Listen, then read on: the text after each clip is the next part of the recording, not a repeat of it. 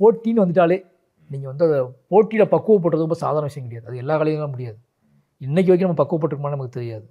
இப்போ தீபாவளிக்கு 3 படம் ரிலீஸ் ஆகுதுன்னா உங்கள் மனசுக்குள்ளே உங்களுக்கு மைண்ட் இருக்குல்ல, நீங்கள் வந்து போட்டியில் இருக்கீங்க அப்படின்னா நான் பக்குவப்பட்டுட்டேன் அப்படின்னு சொல்கிறதெல்லாம் வந்து பக்குவப்பட்டுனா காட்டிக்காமல் இருக்கிறது பக்குவப்பட்டிருப்போம். ஓகேங்களா? அந்த நேர்மையை நம்ம பதிவு பண்ணி ஆகணும். அதை நம்ம காட்டிக்க மாட்டோம் வெளிப்படையாக. முன்னாடி ஒரு காலத்தில் வெளிப்படையாக காட்டிக்கிட்டு வந்துருப்போம் சின்ன வயசில். வெளிப்படையாக நம்ம வந்து அதை முகண்டு பிடிச்சி வைப்போம். அதில் என்ன பண்ணி இப்போ சண்டை பிடிச்சி வைப்போம். வெற்றிக்காக என்ன வேணால் செய்யலாம். இப்போ எப்படியா ஜெயிச்சே ஆகணும்னு வெறி பிடிச்சிருக்கும் நமக்கு.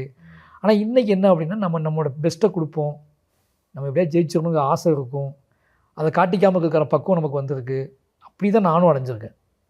என் சின்ன வயசில் எல்லா உணர்வுகளையும் தாண்டி நம்ம என்னென்னா இப்போ யோசிக்கும் போது இப்போ நம்ம பக்குவம் வந்துட்டு நம்ம நினைக்கிறதே அதை சொல்வதன் மூலமாக தான் எனக்கு நம்ம ஒத்துக்கிட்டதுனால தான் பக்குவம் வந்துட்டு நம்ம நினைக்கிறோம்.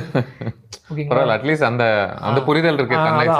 ஆமாம் அப்படி தான் இருந்தோம். சண்டை போட்டிருக்கோம், அடிச்சிருக்கோம், ஓடி இருக்கோம், ஏமாற்றிருக்கோம், பொய் சொல்லி ஜெயிச்சிருக்கோம். இவ்வளோ விஷயம் நடந்திருக்கு. இன்றைக்கி பார்க்கும்போது நமக்கு அது புரிதல் இருக்குது. அந்த உணர்வுலாம் இல்லை அப்படின்னா இந்த மனிதர்களை நீங்கள் வடிவமைக்கவே முடியாது.